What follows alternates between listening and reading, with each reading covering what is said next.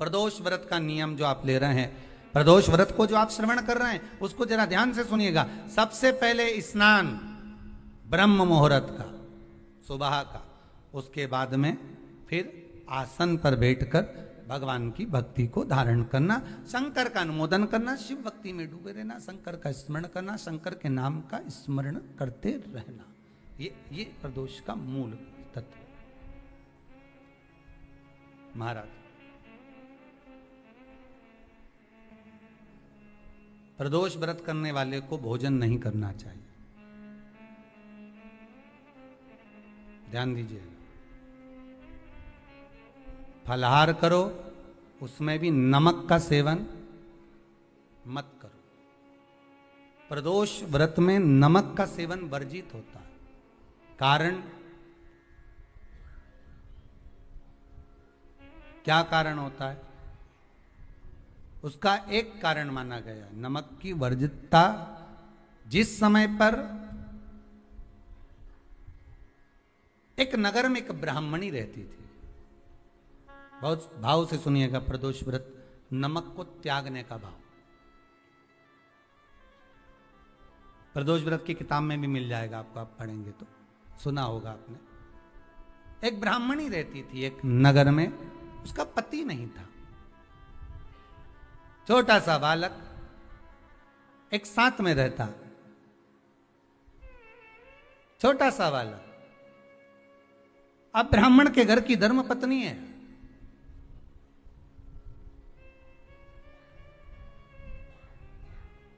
ब्राह्मण कर्मकांड करने वाला, पूजन करने वाला, पाठ करने वाला, अनुष्ठान करने वाला, पूजन करने वाला, मंत्र जाप करने वाला, भगवत भक्ति में डूबने वाला। ब्राह्मण तो चले गया, ब्राह्मणी बच्चे के साथ रह रही। क्या करे वो? अकेली निवास कर रही,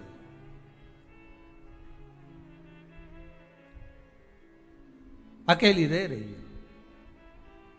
और ब्राह्मणी बच्चे के साथ भ्रमण करती रहती, घूमती।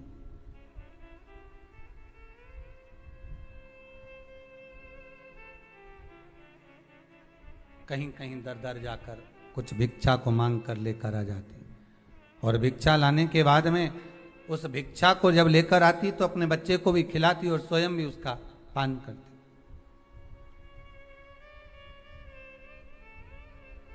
एक दिन ब्राह्मणी भ्रमण करते करते प्रदोष काल के समय पर शिव मंदिर में प्रवेश करी। प्रदोष काल के समय पर, और शंकर मंदिर में जब प्रवेश करा, प्रदोष काल किसको कहते हैं?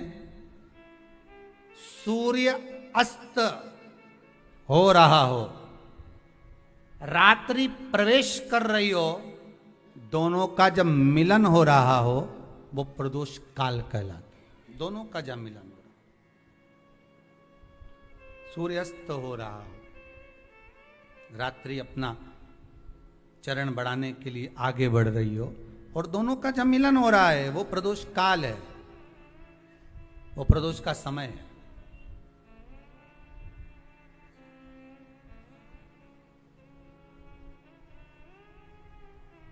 ब्राह्मणी मंदिर में प्रवेश कर रही। जब ब्राह्मणी मंदिर में प्रवेश करी, मंदिर के अंदर पहुंची, प्रदोष काल का समय था, प्रदोष का समय चल रहा था। और प्रदोष काल के उस समय में, प्रदोष काल के उस समय में जब ब्राह्मणी ने देखा कि कोई भगवान की भक्ति में लगा हुआ है, भगवान के रस तत्व में डूबा हुआ है। आज ब्राह्मणी के पास में कुछ पदार्थ नहीं है, अपने बच्चे का पेट भरने के लिए कोई सामग्री नहीं है, और कुछ आस लेके वो प्रवेश करी है, कुछ आस लेकर वो अंदर प्रवेश कर जाती है।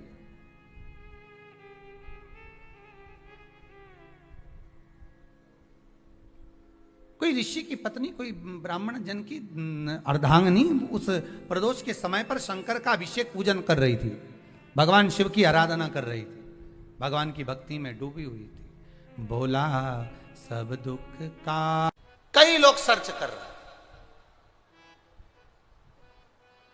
प्रदोष का व्रत है, प्रदोष के व्रत में आज मान लो मंगलवार का प्रदोष है, मान लो सोमवार का प्रदोष है, मान लो गुरुवार का प्रदोष है, तो प्रदोष में मैं क्या खाऊं? आज के व्रत में क्या खाया जाए? लोग नेट पर सर्च करते हैं, लोग गूगल पर सर्च करते हैं, किताबों में ढूंढते हैं, पोथी पुराणों में ढूंढते हैं, क्या खाया जाए?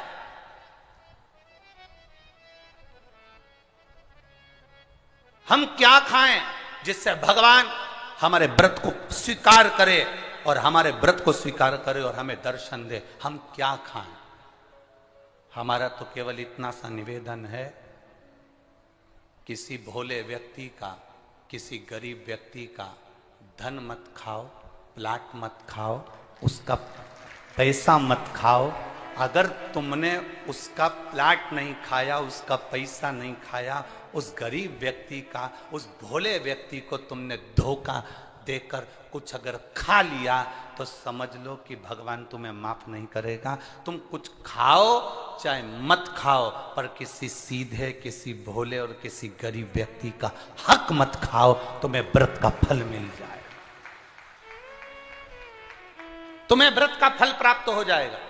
जिस प्रदोष व्रत का हम वर्णन करते हैं, जिस प्रदोष के दिन का आपको बधाई कल हमने दी थी कि प्रदोष की आपको बधाई हो, प्रदोष शाम का जो समय होता है, प्रदोष काल जो होता है, उसका वर्णन जब हम करते हैं, ये प्रदोष की पूजन का विधान किसने बनाया, ये प्रदोष की पूजन का नियम किसने बनाया, ये प्रदोष की संध्या काल का, प्रदोष के समय का पूजन का विधान कौन बनाया, ये प्रदोष के समय पर एक बेलपत्र चढ़ाने का विधान किसने बनाया, प्रदोष के समय पर एक समीपत्र चढ़ने का विधान किसने बनाया, प्रदोष के समय पर अगर मान लो कोई भिखारी से भिखारी व्यक्ति भी है जो ठेला चला रहा है, उसके पास में खाने के लिए कुछ नहीं है, फटे कपड़े पहन रहा है, उसकी जिंदगी में कुछ भी नहीं बचा और कर्जे में लदालूम हो गया, एक चावल का दाना अगर वो प्रदोष के दिन, प्रदोष काल में शाम के समय पर शंकर के शिवलिंग पर चढ़ा देता है तो 3 या 4 प्रदोष में उसका कर्जा चूकना प्रारंभ हो जाता है। वो प्रदोष का विधान है।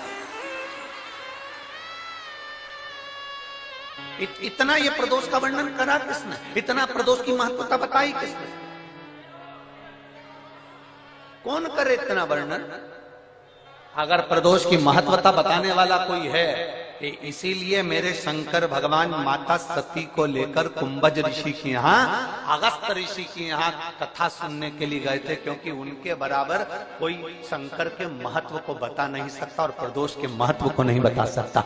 सती मैया को प्रदोष का महत्व बताने के लिए शंकर सती जी को लेकर कुंभज बाबा के यहाँ गए थे, अगस्त ऋषि, कि प्रदोष के महत्व को तो जानो सती, तुम प्रदोष के महत्व को तो सती जानो, तुम प्रदोष के महत्व को तो सती पहचानो कि प्रदोष का महत्व क्या होता है, प्रदोष काल का महत्व क्या होता है, प्रदोष के समय का महत्व क्या होता है।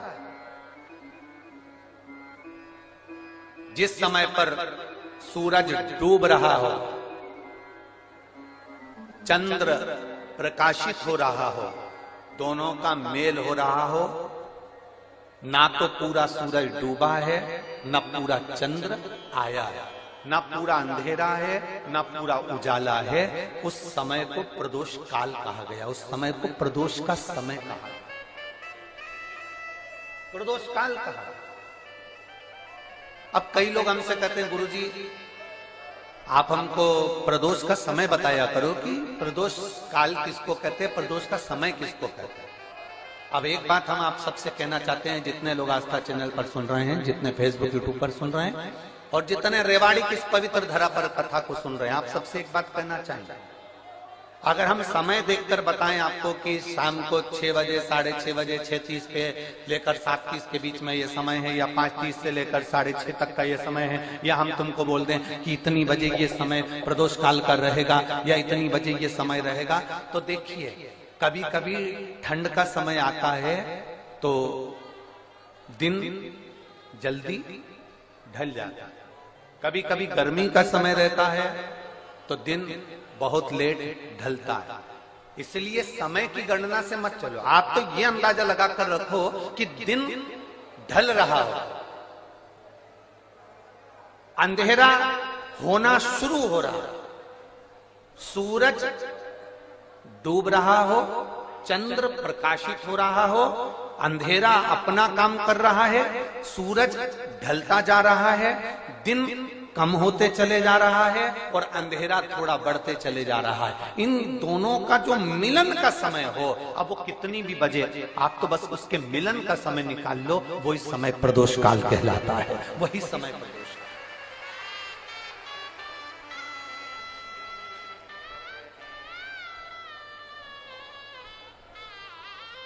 अब प्रदोष काल की पूजन का विधान किसने बनाया?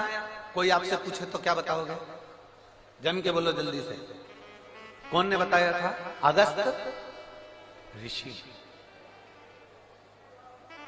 प्रयास करना, जब जब जिस जिस महीने में जो जो प्रदोष पड़ा करे, जब प्रदोष पड़े, बन सके 1 बेलपत्र, बन सके 5 बेलपत्र, शमी पत्र, हरे मुंह, हरा मुंह, बेलपत्र, एक कलश के अंदर थोड़ा सा पानी लेकर 1 बेलपत्र, हरा मूंग, शमी पत्र डालकर और उसमें थोड़ा सा गुड़ डालकर भगवान शिव का स्मरण कर कर प्रदोष काल में, मान लो कोई काम आपका बहुत जरूरी है, बहुत दिनों से अब थक गए हैं, नहीं हो रहा, कर्जा बढ़ रहा है, धन नहीं आ रहा, व्यापार नहीं चढ़ रहा, या कोई समस्या बहुत प्रबल है, कोई एग्जाम में बैठ रहे हो, नहीं हो रहा, परीक्षा भी दे दी है, रिजल्ट आने ही वाला है, तो भी प्रदोष काल में, प्रदोष के समय वो जल, मूंग, समीपत्र और बेलपत्र और गुड़ का शंकर के शिवलिंग को समर्पित करना प्रारंभ कर दो। 2 या 3 प्रदोष करोगे, बाबा आपकी मनोकामना शीघ्र पूर्ण कर देगा। 2 या 3 करोगे, बाबा करेगा। है कि सोमवार की अगर प्रदोष पड़ती है, बहुत ध्यान से सुनना महाराज, सोमवार की प्रदोष पड़ती है तो शंकर भगवान कैलाश पर निवास करते हैं। मंगलवार की प्रदोष पड़ती है तो शिव काशी में निवास करते हैं। बुधवार की प्रदोष पड़ती है तो शिव रजत भवन में निवास करते हैं। गुरुवार की प्रदोष पड़ती है तो शिव गंगा के स्थल पर निवास करते हैं। शुक्रवार की अगर प्रदोष पड़ती है तो शिव नीलकंठ पर विराजमान होते हैं। शनिवार की अगर प्रदोष पड़ती है तो शिव शमी के वृक्ष के नीचे रहते हैं। और रविवार की जब प्रदोष पड़ती है तो शिव बेलपत्र के पेड़ के नीचे निवास करते हैं।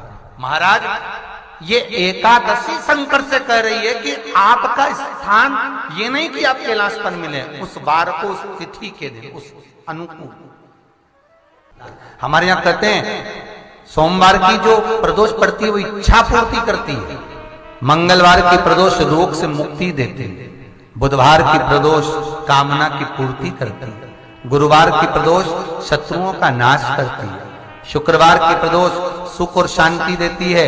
शनिवार की प्रदोष संतान का सुख देती है। और रविवार की प्रदोष जो काम दुनिया में कोई नहीं कर सकता वो अचूक फल की प्राप्ति रविवार की प्रदोष करा देती है। महाराज ऐसी प्रदोषों का नियम वर्णन किया चाहिए। भगवान कहते ठीक है तू थोड़ी देर खड़ी हो। एकादशी सम्मुख खड़ी हुई।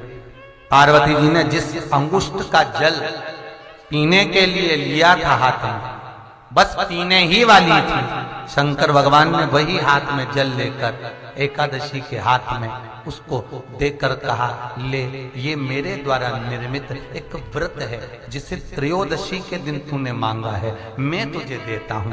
आज इस व्रत का फल मैं तुझे प्रदान करता हूं। अब तू जिस जीवात्मा को लेकर जाएगी उसका पाप प्रबल नहीं होगा। किसी स्त्री, पुरुष, बालक, बुजुर्ग जो भी होगा जिसने प्रदोष का व्रत करा होगा वो जीवात्मा को तू किसी फल की कामना से नहीं स्वतः ही लेकर चली जाए। उसमें कोई कामना नहीं है। बन सके जीवन में 11 प्रदोष या 26 प्रदोष करने के बाद आप उसका उद्यापन कर कर विराम भी दे सकते। पर जीवन में एक बार प्रदोष का व्रत मौका मिले, जिस कामना से जिस दिन का भाव आपके मन में आए कि मुझे रोग से मुक्ति पाना है तो ये प्रदोष मुझे करना है, मैं रोग मुक्ति के लिए, हम जो भी आपके मन में आ रहा है, संतान प्राप्ति के लिए शनिचरी प्रदोष, आप उसका स्मरण करें। फिर लिखा शिव महापुराण में, बड़ा सुंदर लिखा वेदव्यास जी ने, मान लो आप प्रदोष का व्रत नहीं कर सकते, आप अगर व्रत नहीं कर सकते तो प्रदोष के दिन, प्रदोष काल में शाम का समय सूर्य अस्त का कुछ पल, कुछ घड़ी के पहले से लेकर बाद तक का प्रदोष काल के अंतर्गत आप शंकर जी के मंदिर में जाकर 1 लोटा पानी, 5 बेलपत्र भी अगर समर्पित करते हैं तो संपूर्ण प्रदोष का फल आपके भाग्य में प्रबल हो जाए। शिव महापुराण में इस